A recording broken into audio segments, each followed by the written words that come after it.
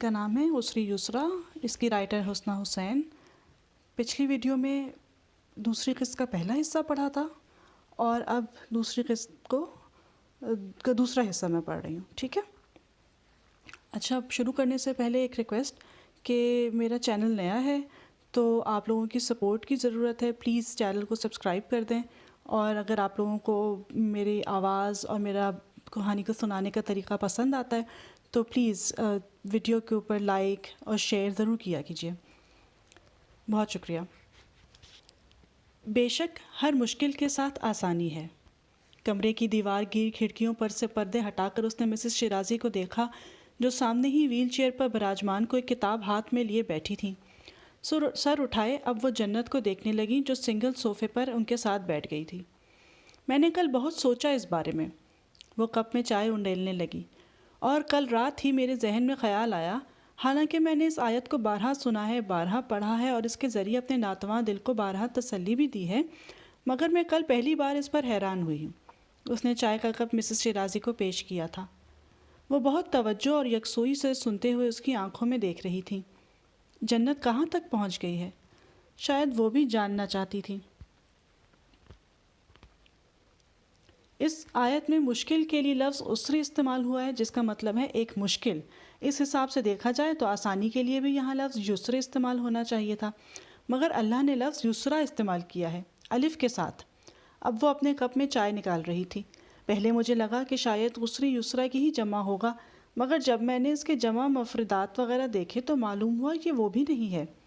اسری ایک آسانی، یسرین دو آسانیاں، ایسا اردو سے اثار دو سے زائد آسانیاں، تو پھر یسرا کیا ہے؟ اس نے سر اٹھا کر مسز شیرازی کو دیکھا۔ یہ میرا پہلا سوال ہے، اگلی بار میں اس سوال کا جواب دوں گی آپ کو۔ اب کہ وہ بھی مسکرائی۔ مسز شیرازی نے محبت سے اس کے گال پہ ہاتھ رکھا۔ مجھے لگا شاید تم کافی وقت لوگی۔ مجھے بھی یہی لگا تھا، مگر کل رات جب میں بار بار اسے پڑھ رہی تھی، بار بار کھوج رہی تھی، تو اس وقت مجھے احساس ہوا آیات کے مفہوم بھی جیسے پرتوں میں چھپے ہوتے ہیں۔ گہرا مطلب سمجھنے کے لیے گہرائی میں اترنا پڑتا ہے۔ آپ نے ٹھیک کہا تھا، تدبر پانے کے لیے آیات کو ان کا وقت دینا پڑتا ہے۔ مجھے یقین ہے تم اس کا جواب بھی پا لو گی۔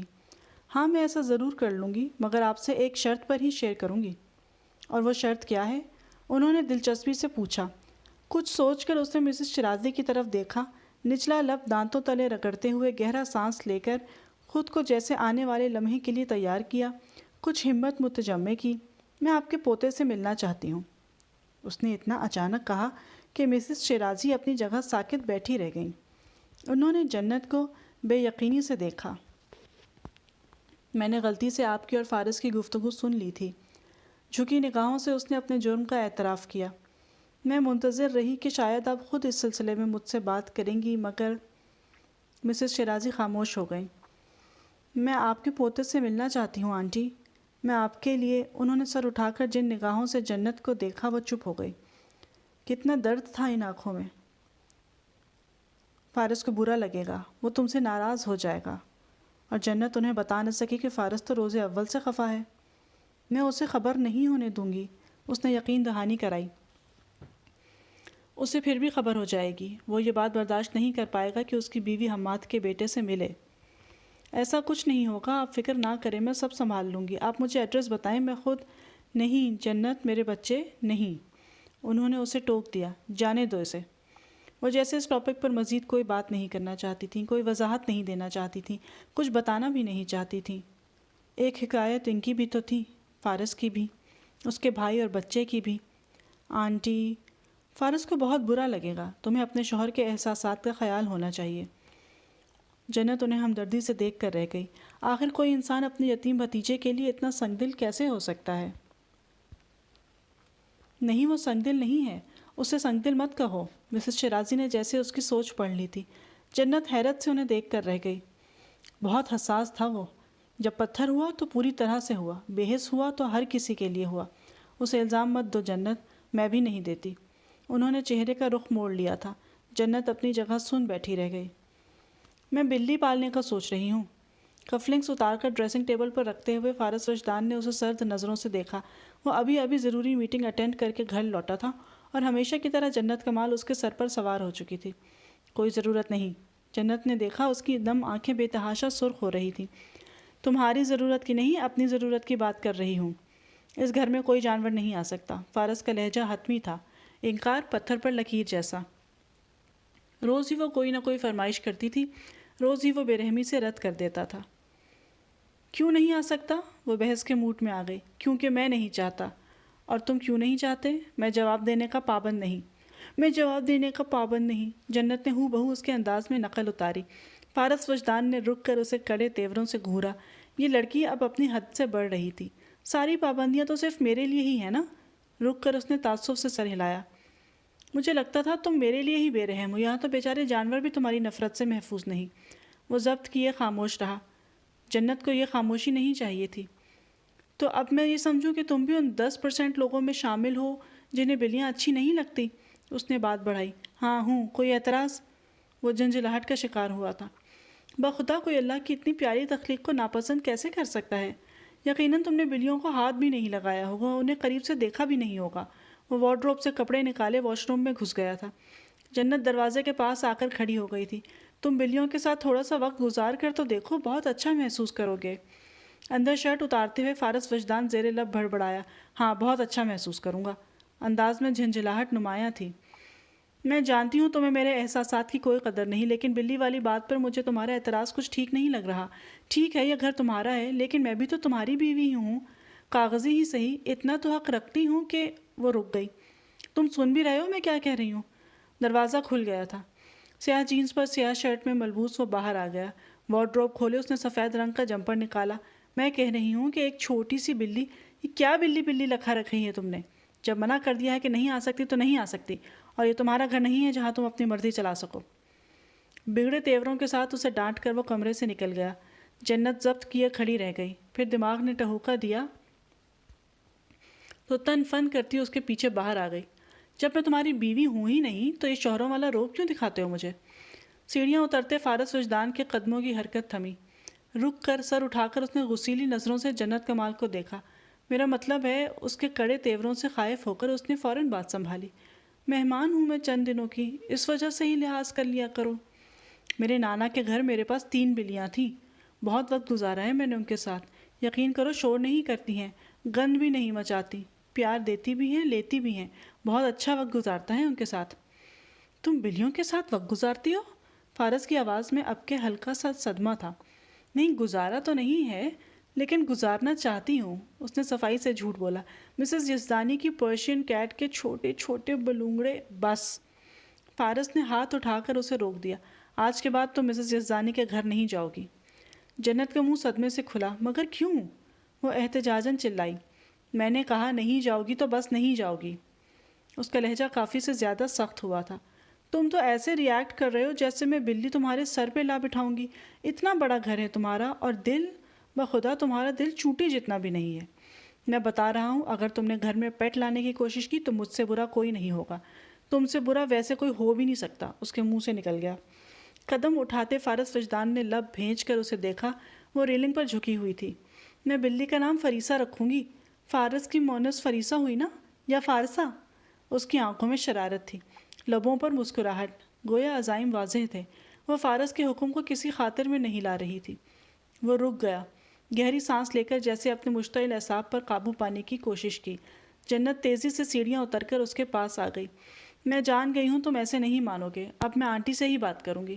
اترا کر کہتے ہوئے وہ سیڑھیاں اترنے ہی لگی تھی کہ فارس نے اسے بازو سے پکڑ کر ایک جھٹکے سے روکا۔ اس کا پورا وجود ہل کر رہ گیا۔ کیا چاہتی ہو تم؟ دانت پیس کر خطرناک تیوروں کے ساتھ ذرا سا اس کی طرف جھکا۔ بلی کے علاوہ۔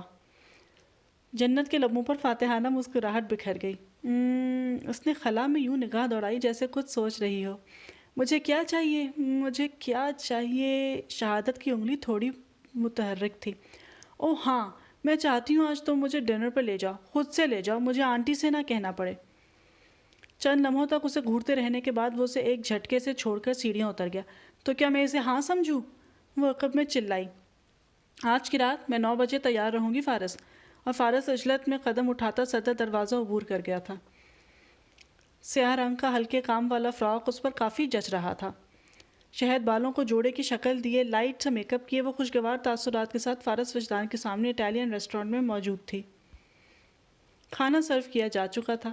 بلیک 2 پیس سوٹ میں ملبوس وہ پتھریلے تاثرات کے ساتھ ہمیشہ کی طرح خاموش بیٹھا تھا۔ جنت کھانا مزے لے لے کے کھا رہی تھی اور باتیں بھی کر رہی تھی۔ آنٹی نے ہنی مون کی بات کی تھی، تم نے کہا تھا تم سوچو گے، کچھ پلان کرو گے۔ اب جب تک میں یہاں ہوں تب تک کچھ پلان کرو یار، تھوڑا میں بھی انجوائے کر لوں گی، آؤٹنگ ہو جائے گی میری۔ فارس کا سر دکھنے لگا۔ کوئی آدھے گھنٹے سے اس کی باتیں سن رہا تھا، مجال ہے جو وہ ایک لمحے کے لیے بھی خاموش ہوئی ہو۔ کچھ سوچ کر جنت نے بیگ سے موبائل نکال کر فارس کے سامنے اسکرین لہرائی۔ گیس کرو میں نے تمہارا کانٹیکٹ نمبر کس نام سے سیو کیا ہے؟ بند مٹھی پر تھوڑی جمائے وہ سرد نظروں سے اسے دیکھتا رہا۔ دوسرے ہاتھ کی انگلیاں میز پر متحرک تھیں، گویا وہ منتظر تھا کہ کب محترمہ کھانا ختم کریں اور وہ واپسی کی راہ لے۔ تم نے غلط گیس کیا، خود ہی جواب دے کر جنت نے اسکرین پر کانٹیکٹ لسٹ کھول کر سامنے کی۔ بے شمار نیلے پیلے دلوں کے درمیان لکھا تھا مائی کاغذی ہسبینڈ۔ وہ ہنس دی۔ فارس لب بھیج کر رہ گیا۔ تم نے کس نام سے سیو کیا ہے میرا نمبر؟ اب وہ اس سے پوچھ رہی تھی۔ میں فضول لوگوں کے نمبر سیو نہیں کرتا۔ وہ سیدھا ہو بیٹھا۔ میں تو کرتی ہوں۔ جبڑے بھینچے وہ کھڑکی سے باہر دیکھنے لگا۔ آسمان پر بادل پھیل رہے تھے۔ ہر جگہ سے مجھے بلاک کیا ہوا ہے تم نے، فائدہ نمبر دینے کا۔ نیپکن سے ہاتھ صاف کرتے ہوئے وہ بس چند لمحوں کے لیے خاموش ہوئی تھی، پھر بولی، دوستی کرو گے مجھ سے؟ بہت اچھی لڑکی ہوں میں، آخری دم تک ساتھ نبھاؤں گی۔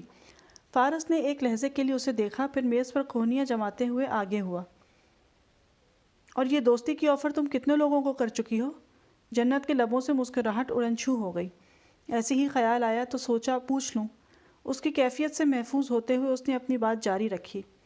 کہیں تمہارے ایکس ہسبینڈ نے اسی وجہ سے تو تمہیں ڈیورس نہیں دی؟ تم اپنی حد کراس کر رہے ہو فارس۔ حد کراس نہیں کر رہا، تمہیں حد میں لانے کی کوشش کر رہا ہوں، کاٹدار لہجے میں کہتے ہوئے اس نے جنت کی طرف دیکھا۔ طلاق اس نے دی تھی یا تم نے لی تھی؟ جنت کو یوں محسوس ہوا جیسے اس کی گردن پر پاؤں رکھ کر مسلا جا رہا ہو۔ فارس کا ہر سوال ایسا ہی تھا، اذیت کی 2 دھاری تلوار کی طرح۔ تمہاری 6 بہنیں ہیں، ان میں سے کوئی ایک بھی تمہاری شادی میں شریک نہیں ہوئی۔ جہاں تک مجھے علم ہے خاصا بڑا خاندان ہے تمہارا، مگر کوئی ایک رشتہ دار بھی تمہاری شادی پر نہیں تھا ماں سوائے سائرہ آنٹی کے۔ مٹھیاں بھیجے، لب باہم پیوست کیے وہ ضبط کے کڑے مراحل سے گزر رہی تھی۔ اتنے اچھے موڈ کے ساتھ اسے ڈنر پر لا کر وہ اس طرح کی باتیں کرے گا، اگر اسے علم ہوتا تو وہ یقیناً نہ آتی۔ میرے کردار پر مت آؤ فارس، میں تمہیں وارن کر رہی ہوں۔ اس نے اسے باز رکھنے کی کوشش کی۔ ورنہ کیا کرو گی؟ لبوں پر استہزائیہ مسکان لیے اس نے بھویں اچکا کر اسے للکارا۔ غصہ، غم، بے بسی۔ جنت نے حلق میں ابھرتے آنسوؤں کے پھندے کو بمشکل نیچے اتارا۔ باہر ہلکی ہلکی بوندا باندی شروع ہو چکی تھی۔ تمہاری معلومات نکلوانا میرے بائیں ہاتھ کا کھیل ہے، لیکن میں تم میں اتنی سی بھی دلچسپی نہیں رکھتا کہ اپنے آدمیوں کو تمہارے حوالے سے آرڈر دیتا پھروں۔ لیکن جس روز ایسا کروں گا اس روز تم کسی کو منہ دکھانے کے قابل نہیں رہو گی۔ اس لیے آخری وارننگ دے رہا ہوں میں تمہیں، میرے گھر میں رہنا ہے تو اپنی حدود میں رہو، یہ آخری وارننگ ہے۔ ویٹر کو بلا کر پیمنٹ ادا کر کے وہ جانے کے لیے اٹھ گیا تھا اور جنت کمال اپنی جگہ بیٹھی رہ گئی تھی۔ گال پر پھسلتی لٹ کو کان کے پیچھے اڑستے ہوئے اس نے آنسو پینے کی ناکام کوشش کی تھی۔ وہ فارس کے ساتھ آئی تھی مگر فارس کے ساتھ واپس نہیں گئی۔ وہ ریسٹورانٹ میں اپنی جگہ بالکل خاموش بیٹھی بار بار ٹشو سے آنکھیں پوچھ رہی تھی، پیشانی پر بکھرتے بالوں کو سمیٹ رہی تھی، خشک لبوں کو کاٹتی اور کھڑکی سے باہر شدت سے برستی بارش کو یوں دیکھ رہی تھی جیسے وہ یہاں آئی ہی اس لیے تھی، تن تنہا، اسی بارش کو انجوائے کرنے جو اس پر اب وحشت سی طاری کر رہی تھی۔ بالآخر اپنا ہینڈ بیگ کندھے پر ڈالتے ہوئے وہ ضبط کر کے اٹھ گئی۔ سیڑھیاں اتر کر اس نے مین روڈ کی جانب قدم بڑھا دیے۔ پارکنگ ایریا کی طرف اس نے جانے کی کوئی کوشش نہیں کی تھی کہ وہ جانتی تھی فارس اب تک جا چکا ہوگا۔ اگر نہ بھی گیا ہوتا تو وہ تب بھی اس کے ساتھ جانے کے لیے فی الوقت آمادہ نہیں تھی۔ کوئی آپ کے مشکل سے ٹھیک ہوتے زخموں کو ایک ہی لمحے میں ادھیڑ کر رکھ دے تو آپ یہی کرتے ہیں۔ وہ بھی یہی کر رہی تھی۔ رونا بھی بہت آ رہا تھا اور وہ رونا بھی نہیں چاہتی تھی۔ گھر جانے کی بھی جلدی تھی اور گھر پہنچنا بھی نہ چاہتی تھی۔ وہ فٹ پاتھ پر قدم اٹھاتی اور آگے بڑھنے لگی۔ موبائل بیگ میں تھا، وہ ڈرائیور کو کال کر سکتی تھی مگر ڈرائیور بھی تو فارس کا تھا۔ ہوا ذرا تیز ہوئی تو اس نے بھی رفتار بڑھا لی۔ اللہ اس کی تمہیں وہ سزا دے گا جنت جو تم تاعمر یاد رکھو گی۔ سڑک کنارے اس کے قریب ہی فارس کی گاڑی رک گئی۔ وہ جھکے سر کے ساتھ خاموشی سے قدم اٹھاتی رہی۔ بیچ راستے میں جب فارس نے اسے بازو سے پکڑ کر روکا تو اس نے درستی سے اپنا ہاتھ چھڑایا تھا۔ آدھے گھنٹے سے گاڑی میں تمہارا انتظار کر رہا ہوں اور تم؟ اس کا پارا چڑھا ہوا تھا۔ غصہ، ناراضی، خفگی سب بھلا کر جنت صدمے سے فارس وجدان کو دیکھ کر رہ گئی۔ آدھے گھنٹے سے وہ اس کا انتظار کر رہا تھا۔ آدھے گھنٹے سے؟ یہ معجزہ کب، کیسے، کیوں کر رونما ہوا؟ میں نے سوچ لیا تھا کہ اب تم سے طلاق لے کر یہاں سے چلی جاؤں گی۔ کھڑے کھڑے بڑے آرام سے اس نے ہاتھ کی پشت سے آنسو صاف کیے۔ لیکن اب میرا ارادہ ملتوی کر دیا۔ تم انتظار کر رہے تھے میرا؟ یہ ایک خوشائن بات ہے۔ صدیقی انکل نے کہا تھا تم انتظار کسی کا نہیں کرتے۔ ایک استحقاق سے اس نے گاڑی کا دروازہ کھولا، ایک ادا سے بیٹھ بھی گئی۔ فارس کی ساری دھمکیاں دھری کی دھری رہ گئیں۔ وہ ہکا بکا اپنی جگہ کھڑا رہ گیا۔ کیا ہوا؟ گھر نہیں جانا کیا؟ اب کے گاڑی کا شیشہ نیچے کر کے جنت نے اپنا سر باہر نکالا۔ لب بھیج کر اس نے جنت کو دیکھا۔ تمہاری وجہ سے جتنے آنسو میرے ضائع ہوئے ہیں ان کے بدلے ایک آئس کریم تو لازمی بنتی ہے۔ خود پر ضبط کے پہرے بٹھاتے ہوئے وہ گاڑی میں بیٹھ گیا۔ دروازہ قدرے زور سے بند ہوا۔ اپنا بیگ کھنگالتے ہوئے جنت نے ایک دم ہی ضد ہو کر اسے دیکھا۔ بخش دو ان دروازوں کو اللہ کے لیے، تم اپنا منہ بند رکھو۔ ہاں تو میں نے کچھ کہا؟ آنٹی ہی کہتی ہیں تم بے جان چیزوں کا بہت خیال کرتے ہو، ایک خراش تک نہیں آنے دیتے اپنی گاڑی کو، مگر یہ دروازہ کیا سوتیلا ہے؟ وہ لب بھینچے گاڑی ڈرائیو کرنے لگا۔ جنت بھی خاموشی سے باہر دیکھتی رہی۔ صبح کے 7 بجے اس کی آنکھ اپنے موبائل کی آواز پر کھلی تھی جو گلاس ٹیبل پر پڑا مسلسل بج رہا تھا۔ اٹھ کر بیٹھتے ہوئے اس نے ایک تائرانہ نگاہ کمرے میں دوڑائی۔ فارس ابھی تک سو رہا تھا، غالباً آج اس کا آف تھا۔ اس نے نیم واں آنکھوں سے اسکرین پر جگمگ کرتے نمبر کو دیکھا، پھر کال ریسیو کر لی۔ السلام علیکم جنت، کیسی ہو؟ وعلیکم السلام خالہ۔ الجھے بکھرے بالوں کو سمیٹ کر وہ اٹھ بیٹھی، آواز نیند سے بھاری تھی۔ میں ٹھیک ہوں، آپ کیسی ہیں؟ صوفے کی پشت سے کمر ٹکا کر اس نے انگڑائی لی۔ تمہاری آواز کو کیا ہوا ہے؟ طبیعت ٹھیک ہے تمہاری؟ طبیعت کو کچھ نہیں ہوا، ابھی سو کے اٹھی ہوں۔ میں ایسے ہی پریشان ہو گئی۔ سائرہ خالہ کو تسلی سی ہوئی۔ گھر میں سب ٹھیک ہے نا؟ فارس کیسا ہے؟ اچھا ہے۔ کنکھیوں سے فارس کو دیکھتے ہوئے اس نے کہا، خیریت ہے خالہ؟ اتنی صبح صبح کال کی آپ نے؟ فارس نے تکیہ اپنے منہ پہ رکھ لیا۔ وہ اٹھ کر بالکنی میں آ گئی۔ اگلے ہفتے سدرا کی شادی ہے جنت، کیا تم بھول گئی؟ انہوں نے یاد دلایا۔ جنت منجمد ہوئی۔ خشک لبوں کو تر کرتے ہوئے اس نے حلق میں ابھرتی گلٹی کو بمشکل نیچے اتارا۔ میرا خیال تھا تم 1-2 ہفتے پہلے ہی آ جاؤ گی، مگر یہاں تو مجھے ہی تمہیں یاد دلانا پڑ رہا ہے۔ مجھے یاد تھا خالہ۔ داہنا ہاتھ ریلنگ پر ٹھہر گیا۔ اس کے وہم و گمان میں بھی نہیں تھا خالہ اسے سدرا کی شادی پر انوائٹ کریں گی، اور صرف انوائٹ ہی نہیں کریں گی بلکہ یہ امید بھی رکھیں گی کہ وہ شرکت بھی کرے گی۔ تو پھر کب آ رہی ہو تم؟ جواباً وہ کچھ کہہ نہ سکی۔ سائرہ خالہ کے بہت احسان تھے اس پر، اور اب جب ان کی اکلوتی بیٹی کی خوشی کا موقع تھا تو وہاں وہ سب بھی تو ہوں گے خالہ۔ اس کا رخ اب گلاس ڈور کی طرف تھا۔ وہ اندر نہیں دیکھ سکتی تھی، مگر اندر جو موجود تھا وہ اسے ہی دیکھ رہا تھا۔ بے قراری سے نچلا لب دانتوں تلے دبائے مضطرب نگاہوں سے یہاں وہاں دیکھتے، بائیں ہاتھ سے سویٹر کے بٹن کو چھیڑتے وہ اس لمحے بہت پریشان لگ رہی تھی۔ بلا شبہ ہوں گے، مگر اس سے تمہیں کیا لینا دینا؟ تم اپنے شوہر کے ساتھ اپنی کزن کی شادی اٹینڈ کرنے آ رہی ہو، اکیلی نہیں ہو کہ کوئی؟ کاش وہ سائرہ خالہ کو بتا سکتی کہ وہ اب بھی اکیلی ہی ہے۔ وہ ان سب کا سامنا آج بھی نہیں کر سکتی۔ میرے لیے یہ بہت مشکل ہے۔ تم آنا نہیں چاہتی؟ سائرہ خالہ کے لہجے میں اب خفگی تھی۔ آنا چاہتی ہوں خالہ، مگر آپ تو جانتی ہیں سب۔ اس نے مٹھیاں بھیج کر جیسے اپنی کیفیت پر قابو پانے کی کوشش کی تھی۔ میری اکلوتی بیٹی کی شادی میں شرکت نہیں کرو گے تم؟ سائرہ خالہ مغموم ہو گئیں۔ جنت، وہ تمہاری شادی میں تمہارا سایہ بنی رہی، تمہارا ہر کام اس نے کیا، اور جب اس کی باری آئی ہے تو تم منہ موڑ رہی ہو۔ جنت کی آنکھوں کی نمی کچھ اور گہری ہوئی، اتنی گہری کہ ہر منظر دھندلا گیا۔ میں آؤں گی، میں فارس سے بات کر کے آپ کو بتاتی ہوں۔ اس نے بات سمیٹنے کی کوشش کی۔ ٹھیک ہے۔ چند لمحوں کی خاموشی کے بعد انہوں نے فون بند کر دیا۔ جنت کتنی ہی دیر تک وہاں کھڑی رہی، پلکیں جھپکا کر آنسوؤں کا ہر اثر مٹاتی۔ جب کمرے میں داخل ہوئی تو فارس کو دیکھ کر رہ گئی۔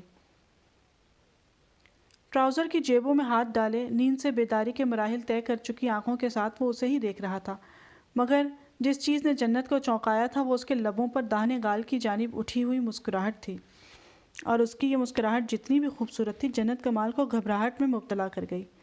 ایک اچٹتی نگاہ اس پر ڈالے وہ کمرے سے نکل گیا۔ اس کی طنزیہ نگاہیں اور مسکراہٹ کا کیا مطلب؟ طرح طرح کے سر اٹھاتے اندیشوں کو جھٹلاتے ہوئے وہ خالہ کے بارے میں سوچنے لگی۔